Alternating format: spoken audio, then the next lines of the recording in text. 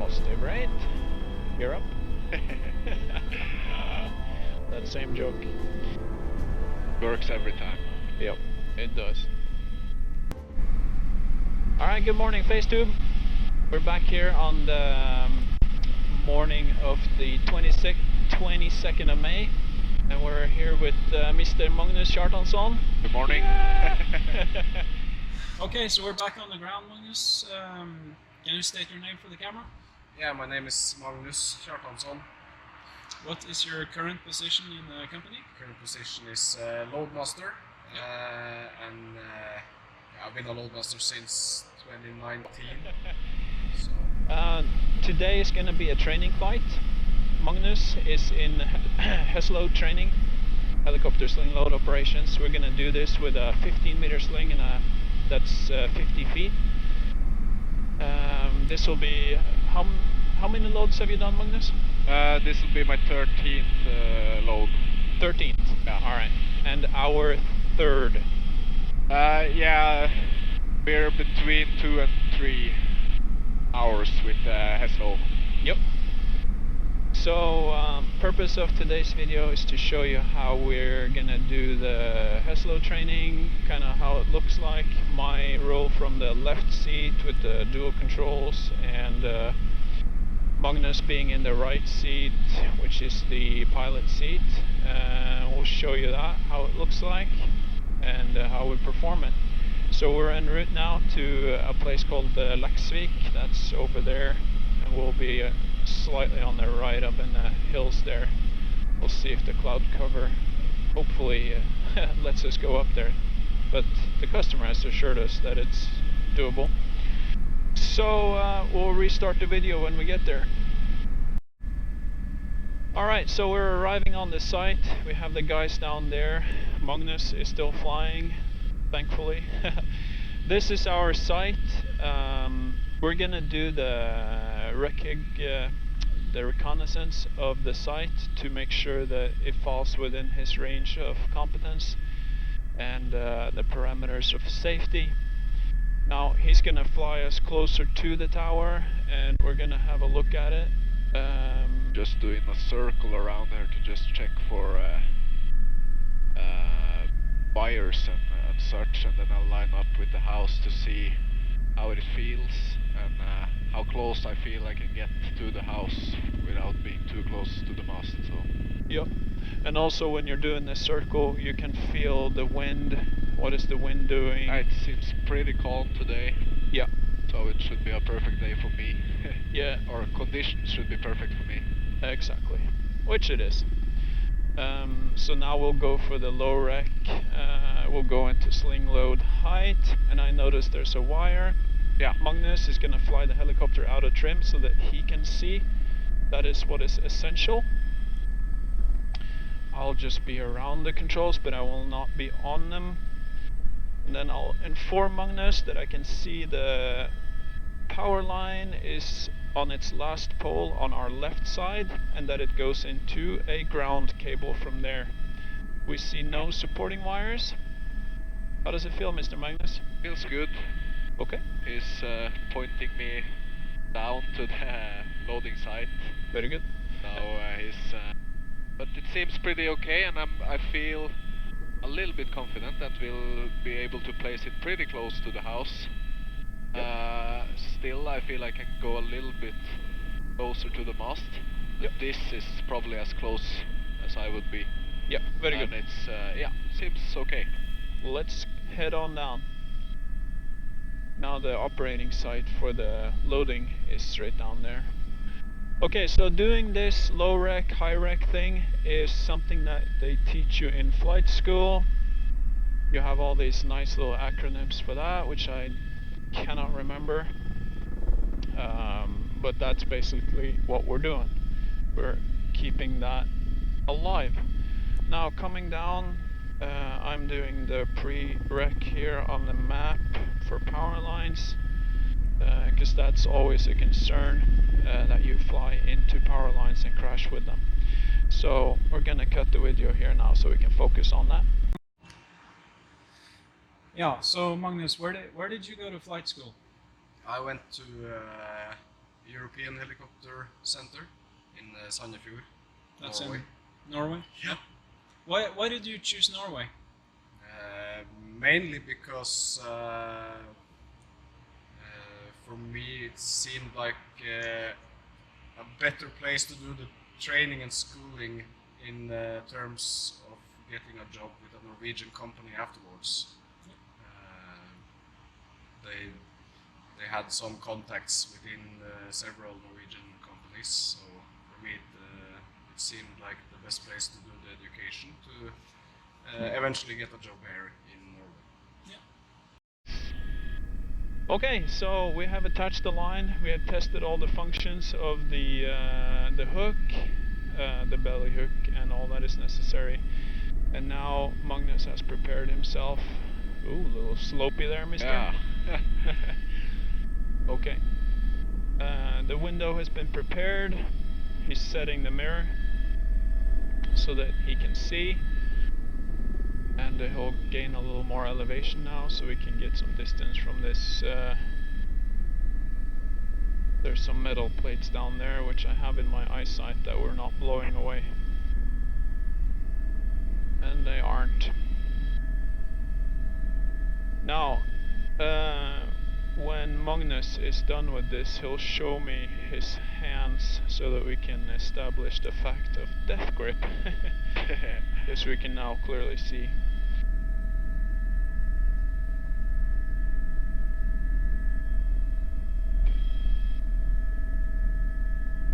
So tightening the line. Using the mirror. So eye contact with the load in the mirror. I'm choosing this path over his car because I know there's no one in that car. And we'll try to gain some altitude here, set us up for a final for the mast. Let's start with the pickup into a hover. Can you try to explain a little bit about your perspective in terms of how that feels for you, being a new pilot? Yeah, today on this mission we were standing in quite a slope, or not too much of a slope, but a little bit nose up slope. Picking up to a hover with the line underneath, picking up, getting a stable hover, then adjusting my mirror so I can see the sling underneath me. And then I'm slowly moving forward as I'm also gaining elevation. And eventually I'm centering above the load, and I can also see the load in the bottom of my mirror.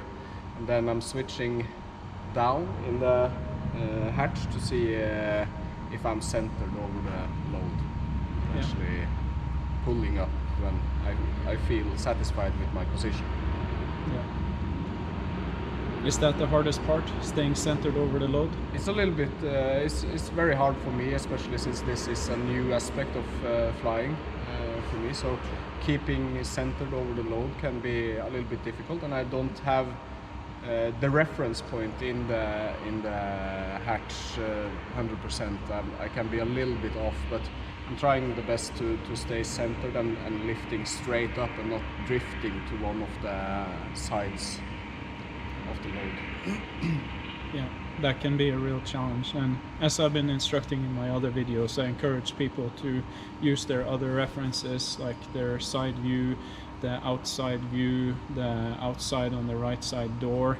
Use the mirror actively so that you can get the best possible references in terms of altitude and position. Yep. And we already checked the wind, and the weight of it is 210 kilograms. Yeah. Which is like 400 pounds. Power is 7.5 on the first limit.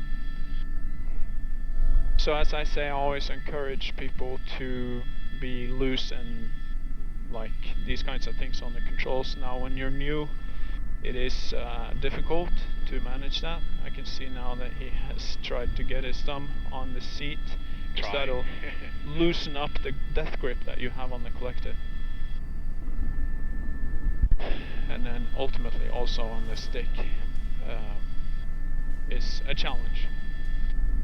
Okay, so my role in this, I'm gonna open to have a little look-see.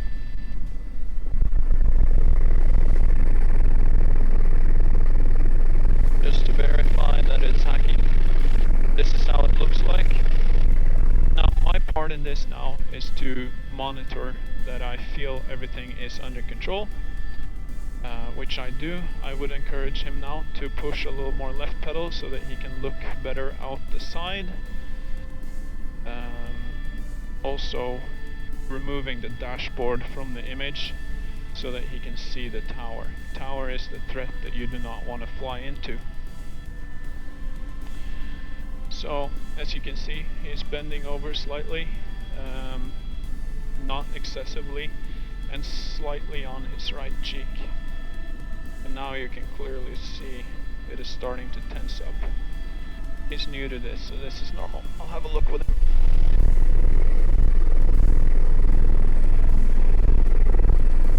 Okay, so here's my view for this.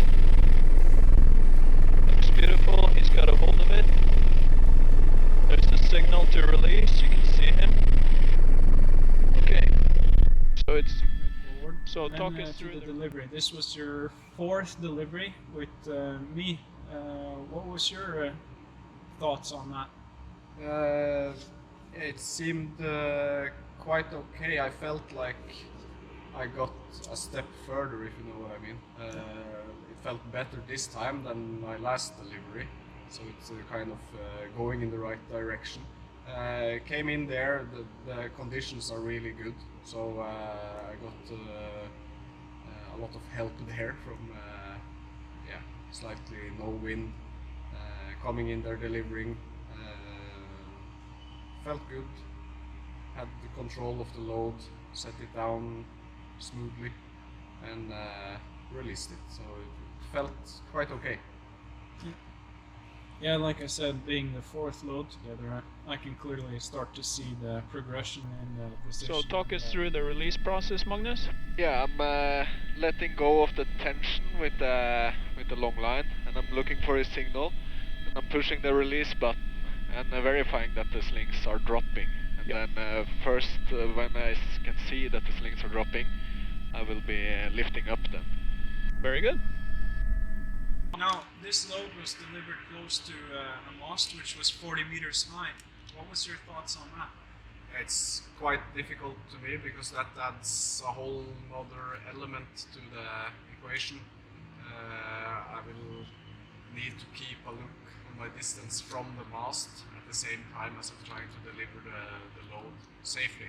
So on this kind of jobs, I'm trying my best to not focus only down in the hatch, but also keeping an eye out of the door to have a reference to the mast, so I don't get too close or also too close for my comfort, because I'm pretty sure the guys that have done this a lot more than me can be a little bit closer, but for my level of skill, it's all about keeping the distance that I feel that I need to do a safe delivery.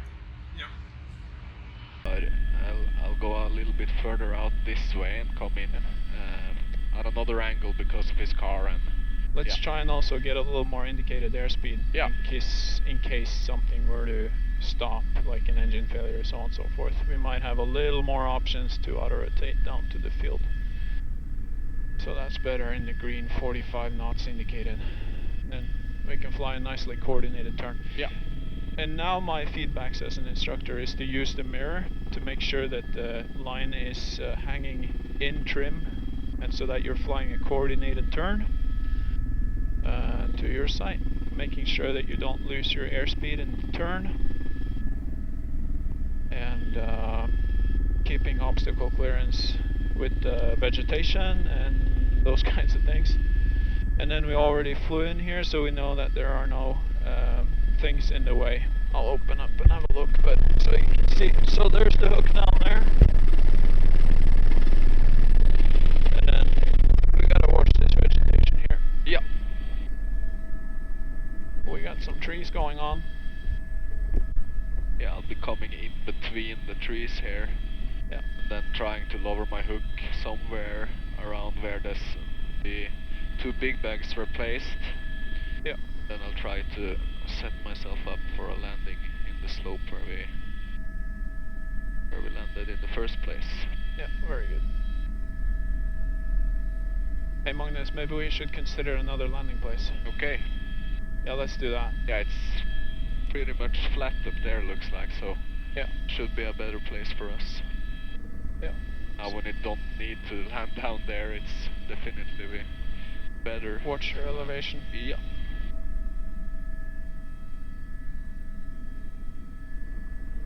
Okay, so power line is about 30 meters ahead. You see it down through the floor window. So he's probably now planning to put the hook down and then reverse. Perhaps, we'll see. I'll have a look with him. So flying an empty hook is actually one of the most challenging things that you can do because there's no weight stabilizing it. This one's an onboard hook. It's a little heavier, so that makes it nicer. So there he places it on the ground. Now reversing back. And then I'll have a look at the vegetation with him, how it looks like. Does the left side look okay? Yeah, left is clear. What about tail? Not clear. Okay, so maintain elevation. Yeah. Let's see. We're gonna cut the video here so we can do our job. Okay, so we made it to the ground. We just needed to select a new landing site where we had the hook a little more this way and could find a more flat and even surface here. So, alright man, well done. Thank you. So, show me your hands. Yeah, so that was the delivery, and my feedback on that is that use the mast as an advantage to you, because you can use it to judge your distance and maintain obstacle clearance as well. And also you can use it to assist you in your elevation decision making. So definitely use that as an advantage. And as we were saying on the way in, make sure you have the helicopter enough out of trim so that you can see outside the right, to the right of the dashboard, so you get a better view of what you're doing. And then, so we came in, made the delivery. How did you feel his signals? Could you see him on the ground? Yeah, I had him in the forward window together with the load, so it was no problem seeing his signals and seeing what he wanted me to do. Yeah. So as soon as we touched down the load, I went a little bit further down to not have tensions on the slings, and I could see him already making the signal.